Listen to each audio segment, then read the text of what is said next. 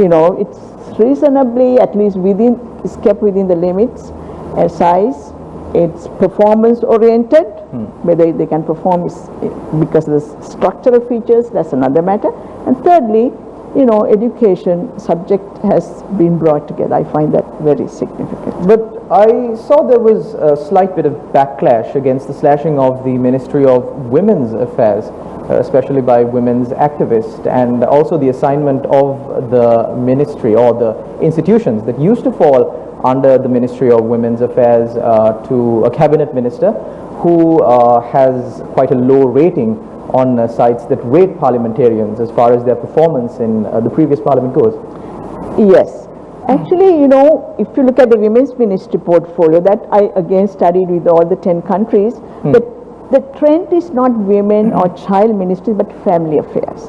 What I find missing is Ministry for Social Development. Family affairs, youth, children, all that should be, looking families.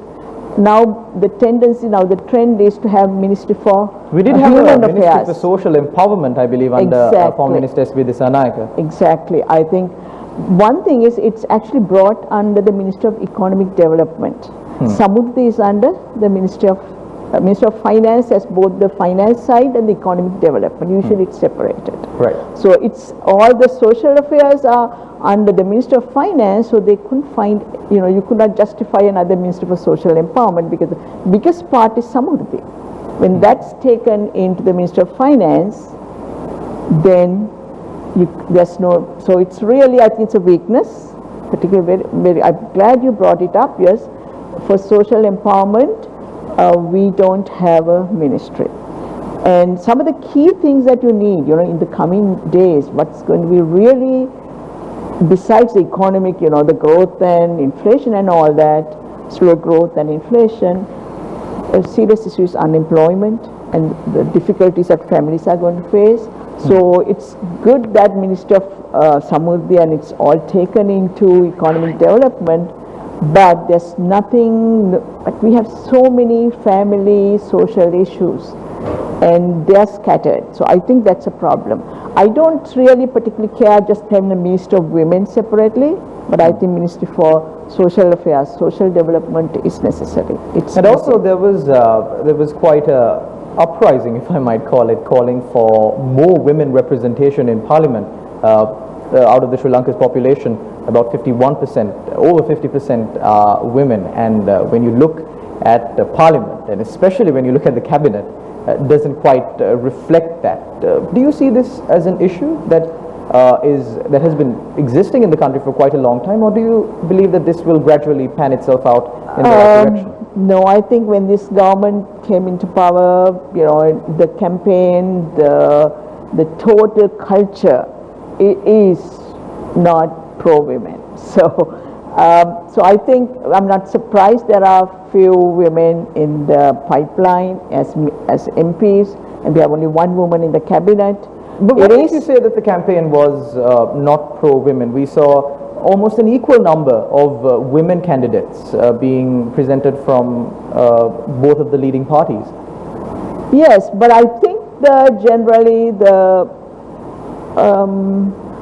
I don't know, I didn't expect, let's see, for example, we had a lot of pro-women reforms in the previous government. You have to give them credit for that.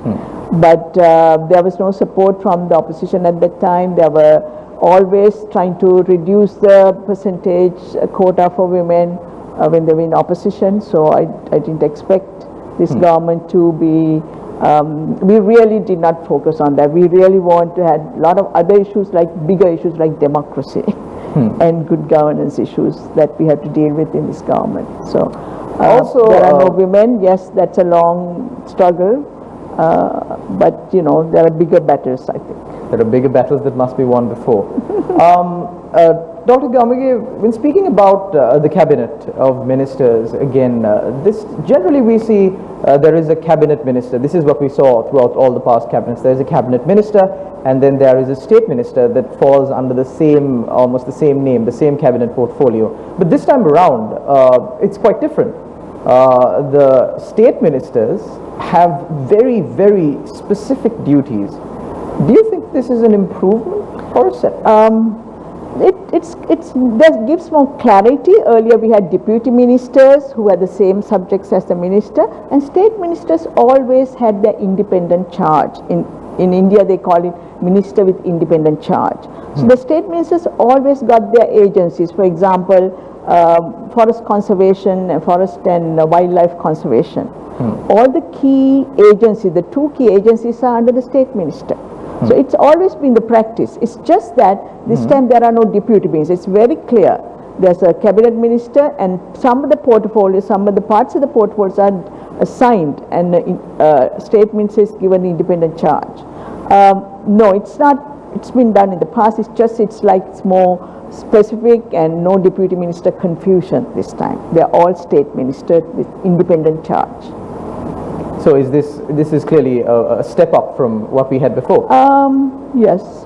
Yeah, I think it's clarity. So speaking a little bit more about the assignment of institutions, because no matter the name of the cabinet portfolio that you get, at the end of the day, it's really the institutions that you control. Yes. We saw during the central bank bond scam, the Ministry of Finance,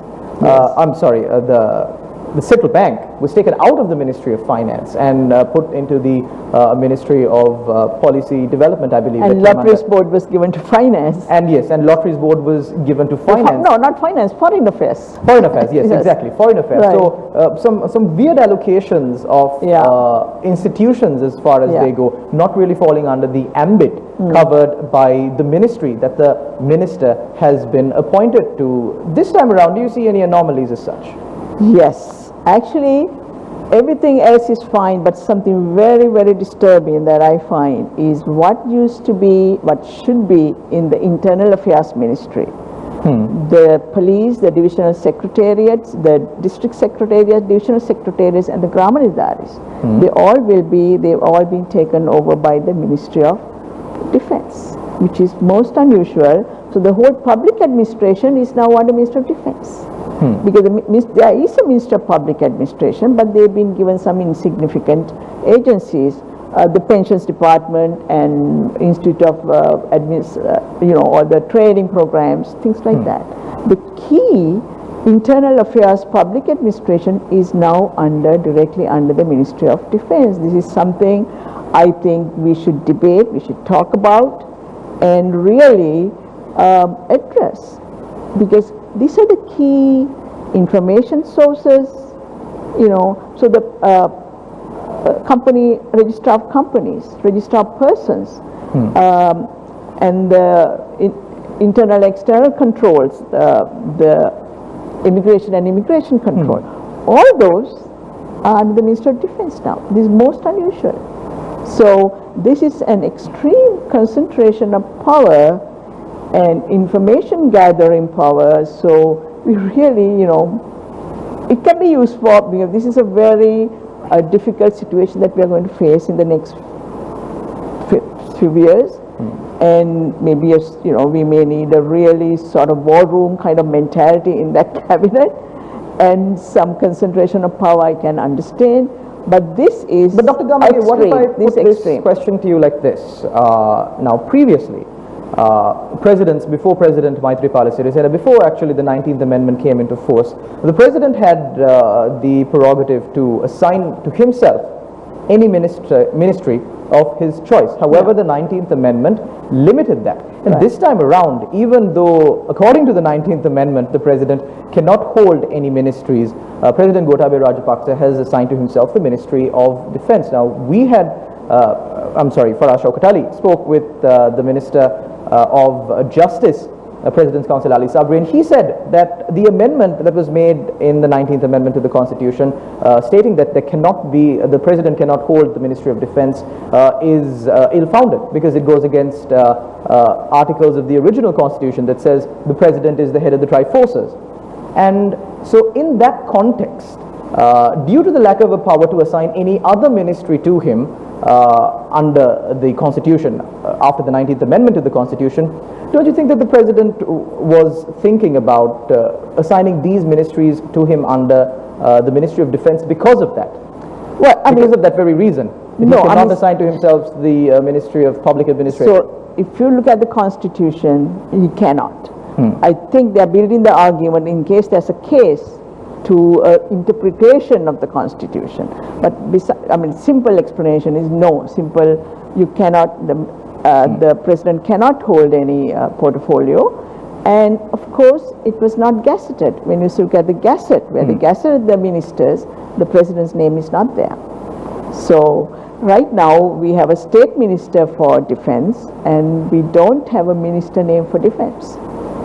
Because the name is not gazetted, so it's left a little ambiguous, and hopefully I think they are hoping to quickly remedy the constitutional situation or build an argument in case somebody goes to courts. Well, Dr. Gay, there are quite a number of things to speak about right now because there's so much happening as far as the administration of the country goes.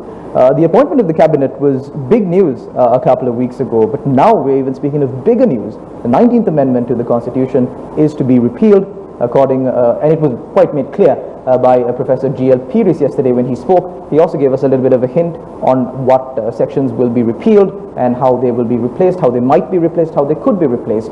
The 20th Amendment is in the making. What will it hold and how will it impact us? Stay tuned. You're watching Newsline.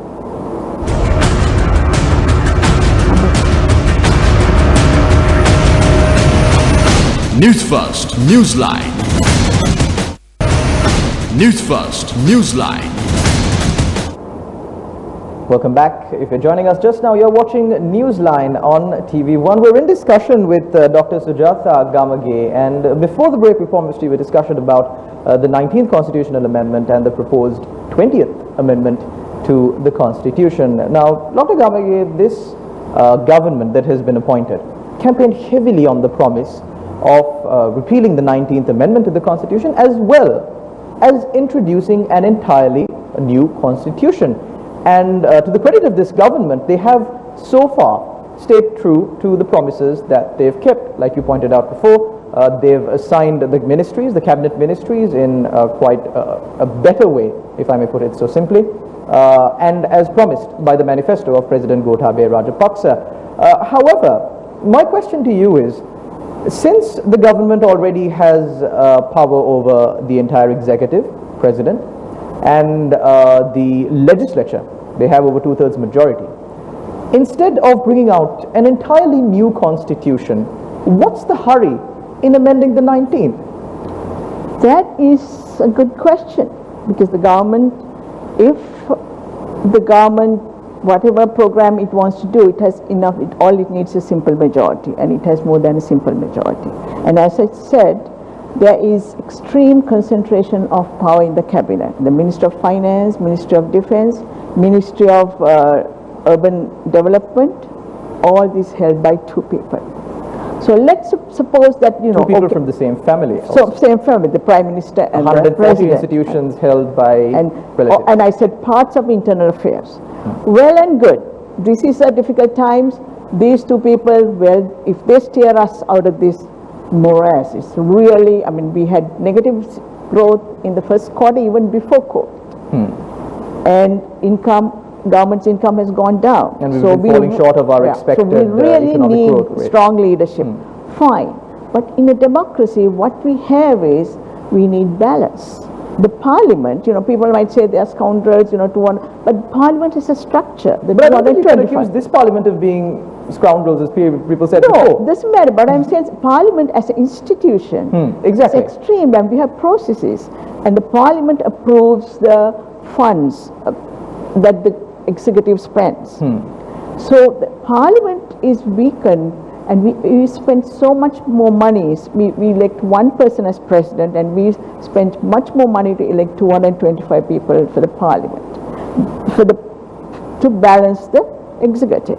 So a 19th Amendment, what it did is really bring back the balance, which was, we had extremely unnecessarily, unproductively powerful president in Mr. Jayawardena. And we took away, because he could at any time after 1 year dissolve parliament. One person can dissolve a parliament of 225 people individually elected to parliament. Just imagine that power. So that power is, I think, repealing that power done by the 19th Amendment is extremely important. And most of the thing, other things, the 19th Amendment, Constitutional Council. I mean, for whose benefit are these? Just imagine, last government, you know, we had this Gedaryanagama, you know, come on your way home and award somebody a judgeship. I mean, is that how we want our judiciary to be formed? No, right now we have the President can nominate, but it has to be approved by Constitutional Council. Who are the people in the Constitutional Council? They are the Prime Minister, leader of the opposition, people appointed by the Prime Minister, people appointed by the President, and by the opposition, and 3 outside members. One So of the these main are the parliament. accusations made by Professor GL Peiris yesterday was the fact that the civil society members who are elected to the Constitutional Council continue to hold office even though the President changes, the Parliament changes, the Prime Minister changes, the government changes. The members of the civil society elected to or selected to the Constitutional Council continue to operate. And he says, where is the democracy here? I think the independent commissions, of course, their power lies in the fact that they have fixed terms. They are appointed by the President with the Much approval like of the the Inspector Constitution. General and the Attorney General. Yes. But I think maybe there's an argument for that the Constitutional Council has to be reappointed. That's fine. Oh, those are details. But importance of the Constitutional Council, that we have to understand. But this really isn't a surprise when you kind of look at it in the big picture, because the 17th Amendment to the Constitution was the amendment that really introduced the concept of a Constitutional Council in Sri Lanka. Through the 18th Amendment, the power of the Constitutional Council was reduced to a rubber seal. Yes. The 19th Amendment brought that back. And now we're discussing the 20th Amendment to remove it again. We've been moving to and fro as the governments kept on changing hands. No, I think that's something we really have to protect, the Constitutional Council, because, you know, the key appointments have to be approved by Parliament. If you take the American presidency, very powerful presidency, executive, he can appoint his cabinet, he can handpick them, but they have to be approved by the Senate. So I think that is there's a really good arguments going by. Some people are not accepted, but there's a nice balance there. It has to be there. And as we discussed, you can't just appoint judges like if a friend. Why don't you become a judge? That's we saw that happening when exactly, Chief Justice Rani Bandaranaike was sent home. No, that was a different procedure. What I'm saying is appointing judges to the Supreme Court. New judges, fresh New judges. You can't do that. No, that there has to be one person cannot do that. There has to be a process. Also, I find it very hard to wrap my head around the argument that the president needs more powers to do what he was elected to do. The president is clearly in control of the entire parliament. The president's supporters are members of the government that has a 2/3 majority in parliament. Why do we need more power to be concentrated onto the president?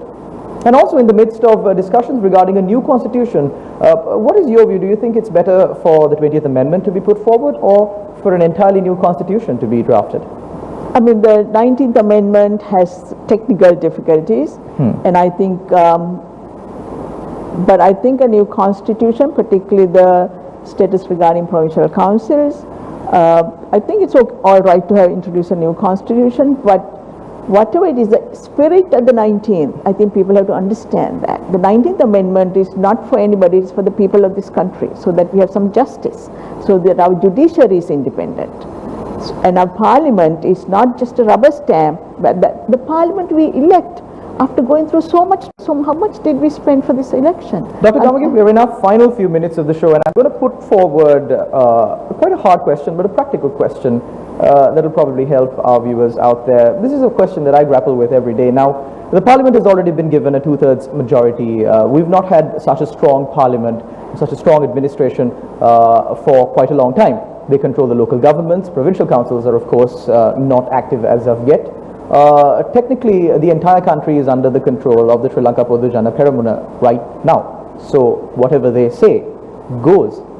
If they attempt to do anything anti-democratic, and I'm not suggesting that they will, but if they do, what can the people really do right now? I think there will be enough pressure inside from the parliament, even inside the government itself. And I think there's enough, because we've seen the government fall back. even I think even before the election, soon after the president was elected, you know, sometimes they roll out things and then they roll back. So there is, no, I don't think it's too far gone. This country, there's social media, there is still active civil society, and within parliament we still have opposition of, you know, 1/3. That's another way to do, 1/3 full. No, I don't think so. I think this government will have to listen, because when people are going to, we have seen government with extreme power, but they have been responsive. They had to be responsive. So no, I don't think so. I don't think the government can just do what it wants, because it has to govern. You know, you can't just this day and age, you can't just, you know, steamroll. So I think the government, and this government is, whatever it is, responsive. They understand people. It's responsive to people. And no, I think, but this 19, but we have to make sure that, you know, people, media, civil society, we have to make sure that we are always on the roll and keep the government in check. Make sure that they stay true to the promises. We have to do our duty, and I think the government will respond. Definitely. Thank you very much, Dr. Sujathagama Gay, for joining us on our show. Thank you very much to our viewers out there. Of course, as Dr. Sujathagama Gay pointed out, it's important that the people of this country stay vigilant and keep the government in check, so that they will fulfill the promises that they left the general public of this country and make this country a better place for all of us. Thank you very much for tuning into Newsline. We will see you again tomorrow, same time, same place. Until then, take care. God bless.